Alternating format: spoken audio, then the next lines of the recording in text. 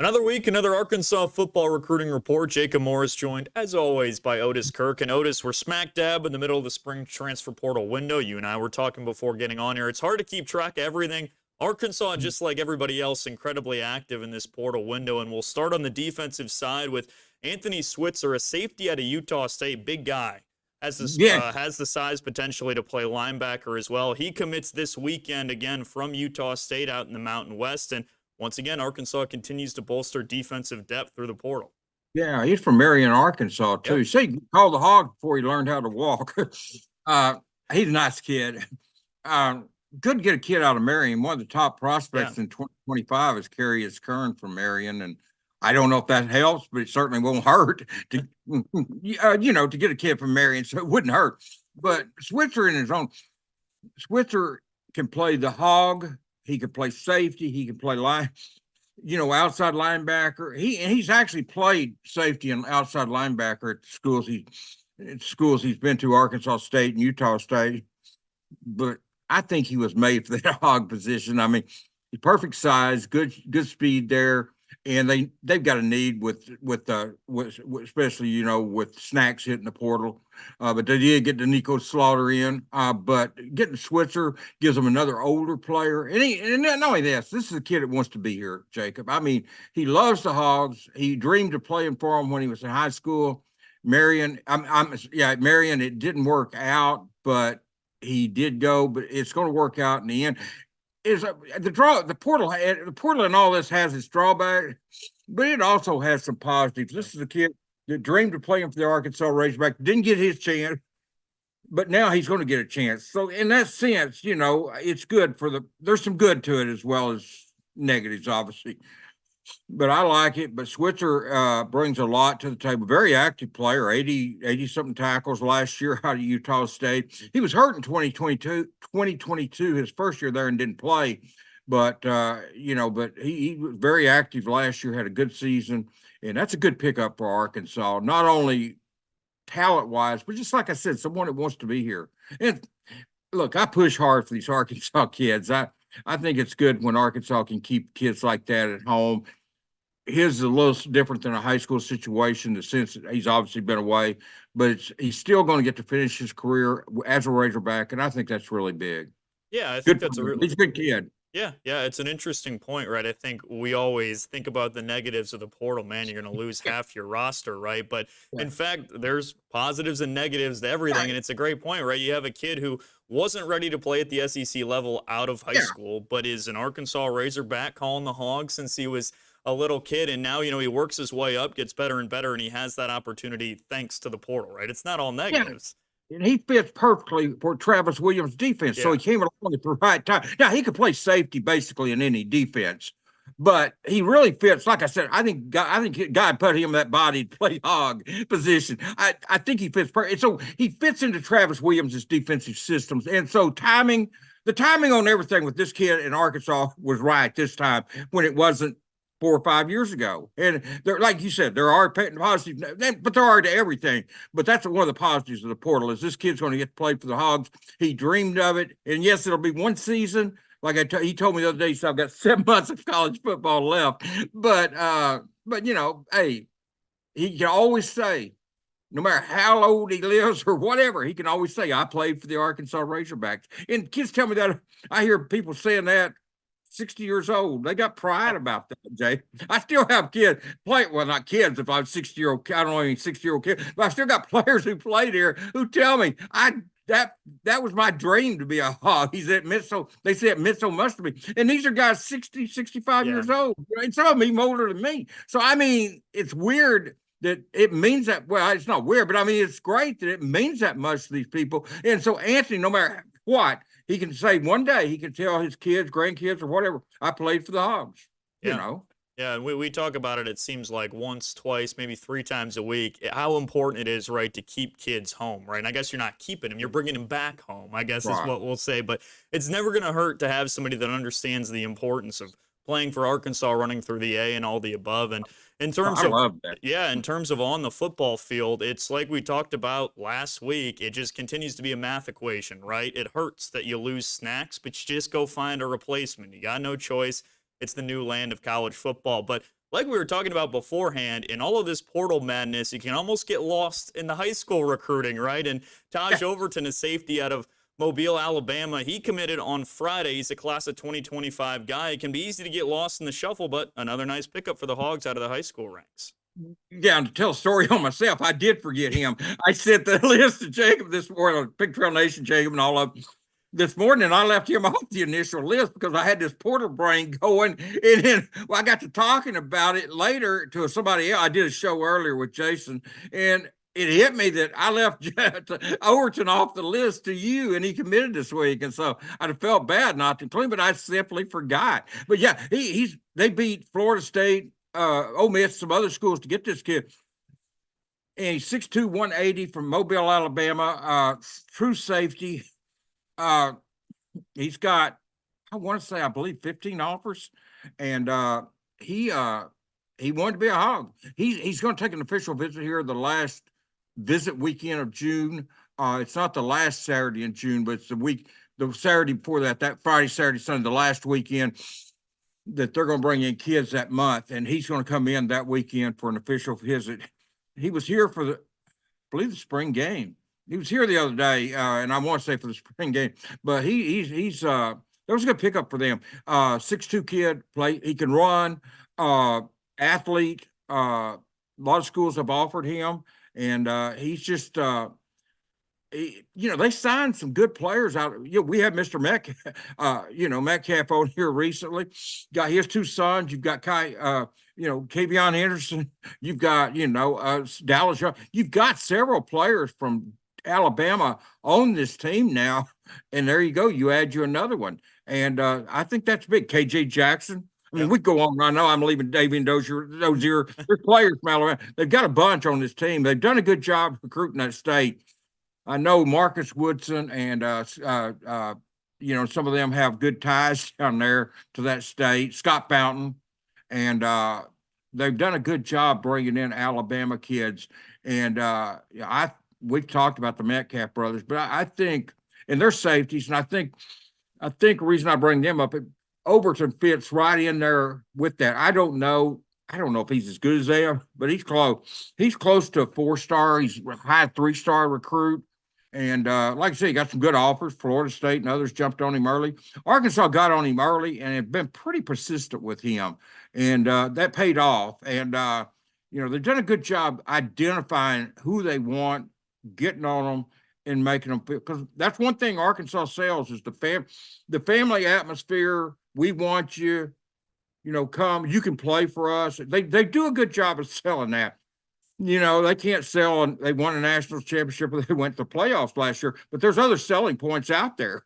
And that's what you've got to point out your positives. You've got to. And my point is Arkansas has done a very good job of pointing out the positives of the program and making a kid like Taj Overton feel like, hey, we can get there. You've got to be part of it. We want you to be part of it and help us get there. And they've done a good job selling that, and the kids are buying it.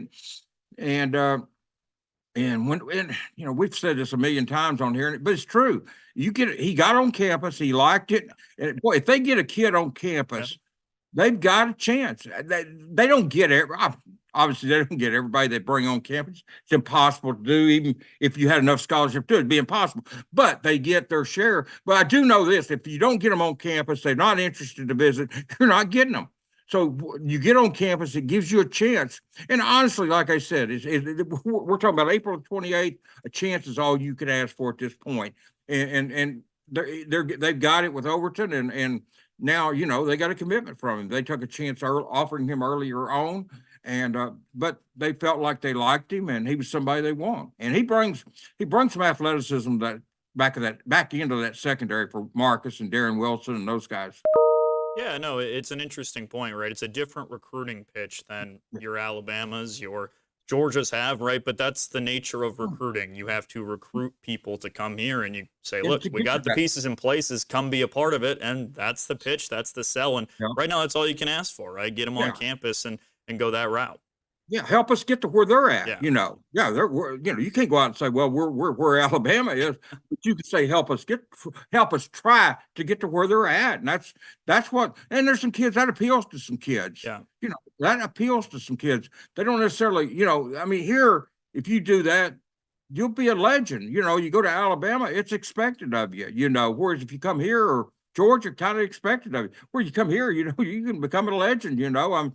Corliss Williamson took Arkansas to a national championship. Those don't happen every other year, He's going to be a legend here because he did that. Darren McFadden, runner up for the Heisman, definitely should have won it at least one year.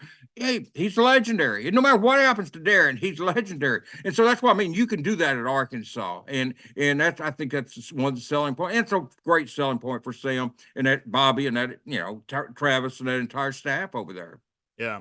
All right. Well, we delved into high school. Now we got to go back into the portal because that's what's going on nonstop, as we talked about. Javier Suggs, defensive tackle, Grand Valley State, a guy that entered the portal and has just picked up offer after offer after offer after offer. And so he's got 2 years of eligibility left, which is interesting, but he really liked what he saw from Arkansas, and obviously a guy that's really in demand, right? Defensive tackle.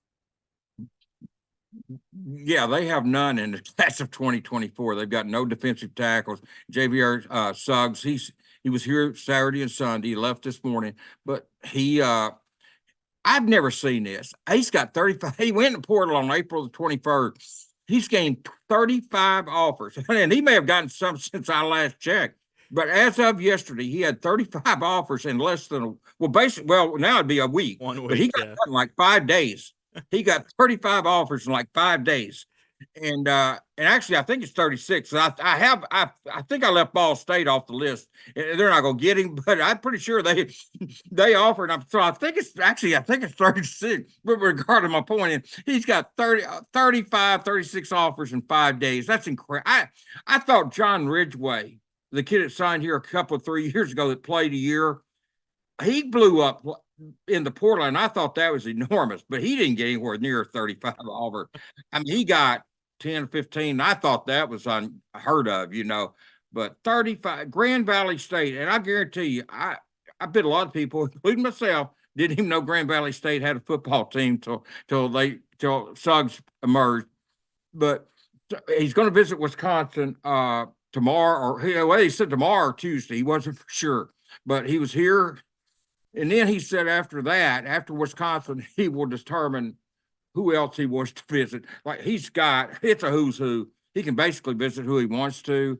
I mean, there's a bunch of SEC schools, Big Ten schools, Big 12. I mean, ACC. There's a conference. There were conferences at Miami and ACC. I mean, Kentucky offered him the other day, Purdue, TCU. I mean, there's no point in naming because you could just say your name over. Michigan State's an interesting name in the sense that he's from Michigan there at Grand Valley State. So that would be an interesting offer. But we'll see. If Arkansas can pull him out of that Big Ten area, I think they've got a great shot. I think if he leaves that area, I think Arkansas is going to get him.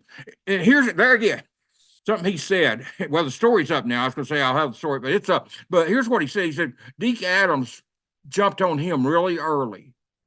He jumped in before he had to do it pretty fast because it got fast. But he said Deke Adams jumped on him very early, got on him and trusted him. And he said that Deke showed interest in him before all this other stuff blew up. And he said that stuck with him. And that's why Arkansas got the first visit. It doesn't mean they'll get him, but it means that Deke got on him before everybody else did. It's easy now to be the 37th, 38th school. That's easy. But Deke got on him before the others did, a lot of them, not all of them, but a lot of them. And it stuck with that kid. And you never know. With each kid, it's different. Some kids' first team to offer means nothing. But every kid is different. And Arkansas wasn't the first, but Deke was one of the first to actually call and reach out and tell him how much he could use him. And he's also, this kid's graduated from college. I think he graduated Friday. He's got a degree, but he's got 2 years, as you said, to play, even though he's a grad transfer. But he is so smart, and education is everything with him. And he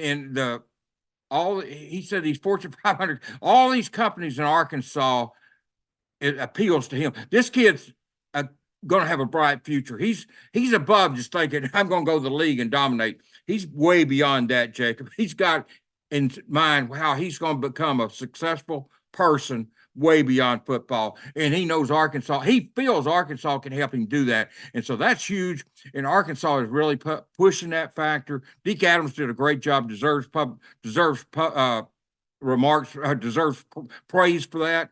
And so, Deke got on him. And as I said, every kid is different. Sometimes I think some of them, I don't even know if they care about education, to be honest with you. I know they'll say they do, but I think so is lip service. This kid's serious about that. It's everything with him. And Arkansas did a good job of selling that aspect of the University of Arkansas, what they can do for him now, what they can do for him after he gets a master's degree, and what they can do for him later down in life. Arkansas did a great job of selling that. And that's one thing I've noticed. This staff does a good job of researching these kids and selling them on their interest and what appeals to them. And they did it with Switzer. They did it with Suggs.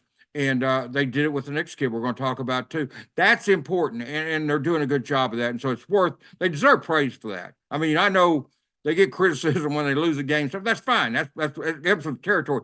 But you've got to praise somebody when they do their research, when they do their homework on a recruit. You find out what clicks with that kid, because every one of them's different. Jacob, every kid is different. And this kid really is an pro education. It's positive remark with him. It's everything. Well, it's nearly everything, and it means a lot to him. And he's going to have a career in football. He's 6'3", 295. He can play in the NFL, but he's thinking way beyond that. And that's why I think this kid will be a very successful person.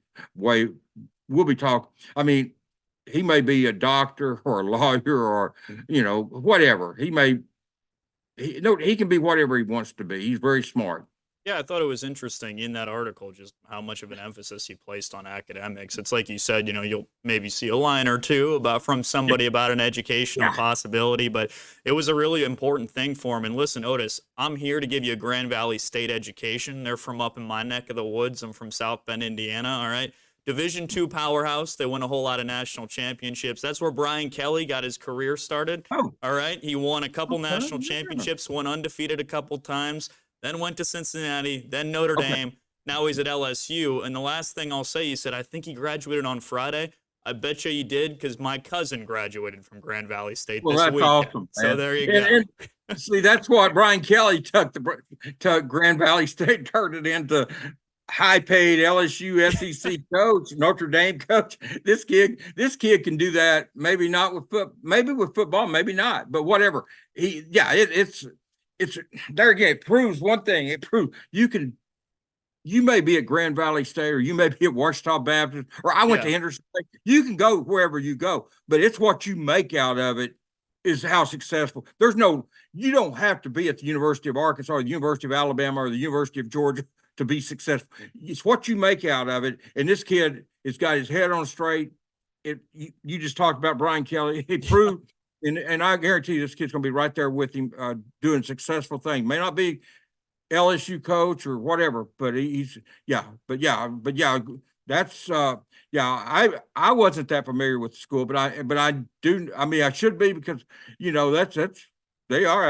I now remember when you said that. I remember doing a story on Brian Kelly, doing some research on him when he took that LSU job. We was talking about him on a show, and I remember seeing that now that he was there. So but that's huge. And I mean, heck, I remember, I saw Jerry Rice yesterday. He went to a small school, Yeah. His son got drafted yesterday, even though he went to USC. But it's what you make out of it. And this, and Suggs is going to make the most out of whatever, every opportunity given him, he's going to make the most out of it. And you've got to pull for people like that. If he goes to Arkansas, goes to Wisconsin, Michigan State, wherever he goes, you got to pull for somebody like that, because they're what being successful in life is about. Yeah. Should be interesting to follow the rest of his recruitment. But hey, another defensive guy, transfer guy from a small school as well, Linus Noel III, another defensive tackle from Texas Southern. He's supposed to make an announcement on his decision between Baylor and Arkansas today. Otis and I got to specify it's 1:24 p.m. right now, so don't blame us if he makes a decision right after the fact. Currently undecided, but Noel visited Arkansas as well. And, you were telling me beforehand, made a really good impression on him. Yeah, yeah, they did, and that's why he took just like Suggs. He used his first official visit to come to Arkansas because Deke and Travis Williams also. They showed him. They convinced him how much they want him, how much they need him, and this kid was studying the draft. Now he's one that was studying the NFL draft. We talked about that yesterday morning before he got on the plane. We were talking about the NFL. He watched it, and he feels like if he comes and plays at Arkansas, the NFL will see him. He's 6'2", 330.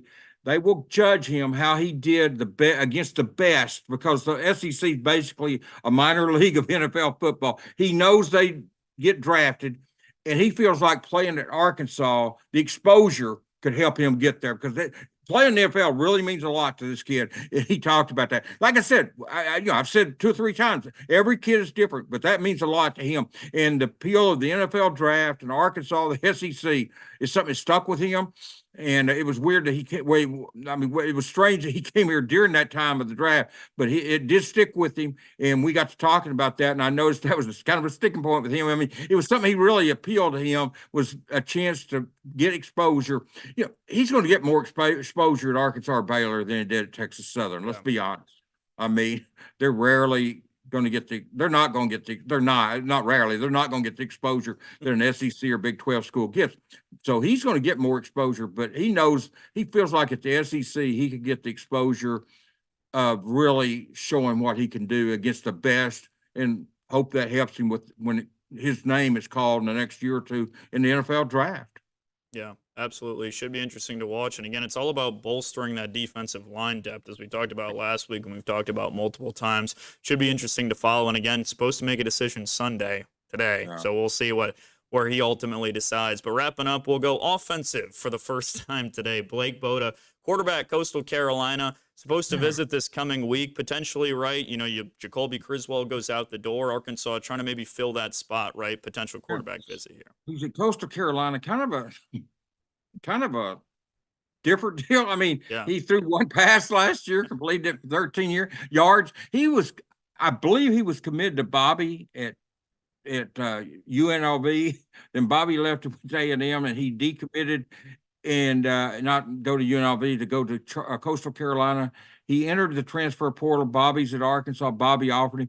He's supposed to arrive here tomorrow. I didn't expect a quarterback, but you and I talked last week. I know we've talked about, I think Arkansas had 5 scholarships the day of the red-white game.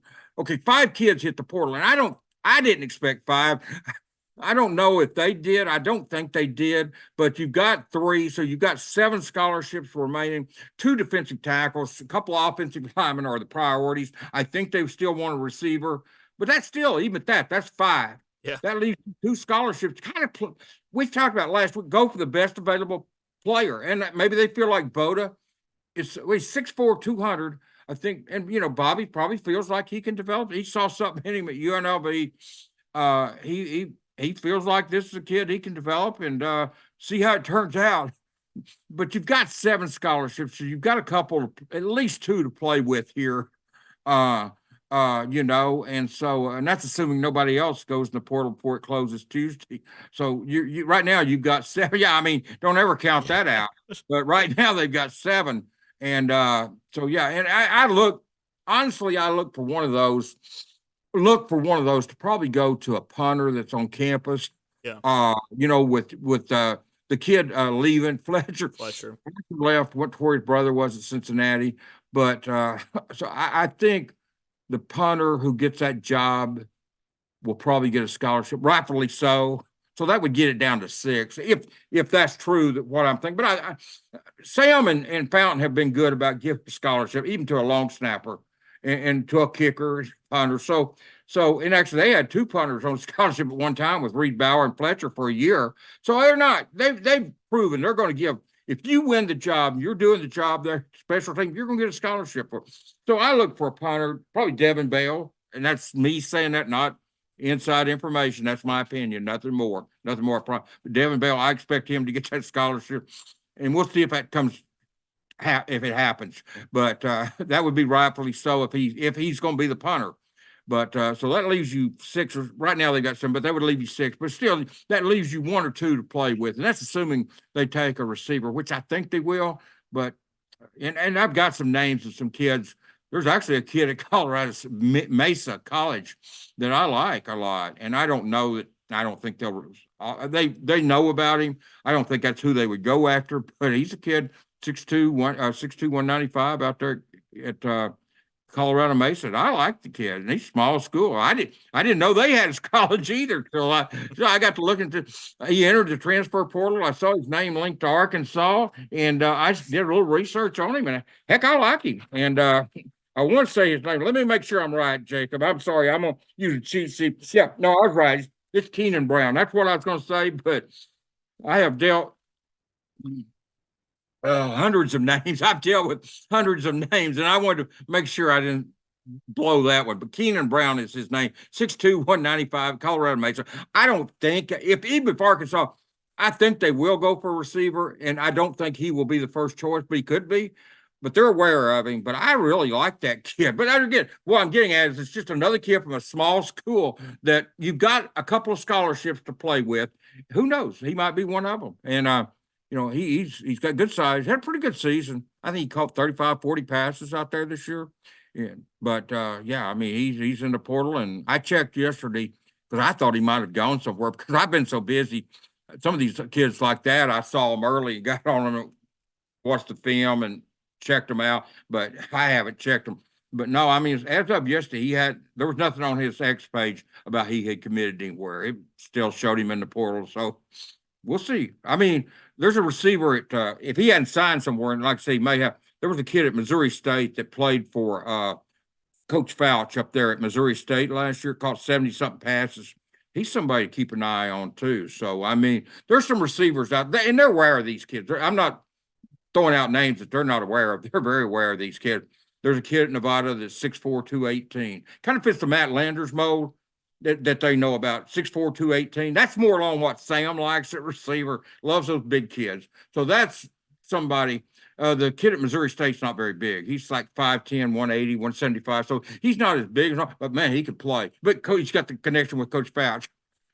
So they know about these kids, and there are receivers, but they do have. But Bodo come in. I look for them to probably get him, to be honest with you. And I haven't even talked to the kid, but I think they'll get him, and we'll see how he develops. He'll be one to watch. And obviously, he's going to be a developmental. He's going to be like somebody probably to develop. I don't look for him to. He's not going to come in and say, Taylor Green, move over. It's my job. I'm not expecting that, but I do expect him to. I want to see him in the fall I don't know how much access we'll have. I know we had a ton in the spring. I don't expect as much in the fall, but we'll see. We'll have some access. He'll be one interesting kid to watch. By all accounts, he can throw the football. I mean, he's 6'4", 200. He's not really a dual threat. I don't think he's like a turtle, but he's not a true dual threat. But he's someone that's big. And I do know this from dealing with Bobby for 4 years. I love the guy, but he loves tall quarterbacks, man. He loves tall quarterbacks. And hey, look, he's not the only one. There's a lot of coaches, probably all of them, to be honest with you, prefer a tall quarterback, but Bobby puts a lot of emphasis on that. And that's probably what, in part, attracted him to Blake Boda. So, yeah, it's going to be an interesting interview when I talk to this kid. Hope I get to. I think I probably will, but it's going to be an interesting interview. But I honestly don't know a whole lot about him, and he surprised me. I got tipped a week or so ago that he was visiting, and I blew it off. I'll be honest with you, I blew it off. I thought I just don't believe it. But they said he'd been offered and he was going to visit, and I blew it off. And not that there's nothing wrong with the kid. It's just that I just didn't see it. It kind of came out of nowhere.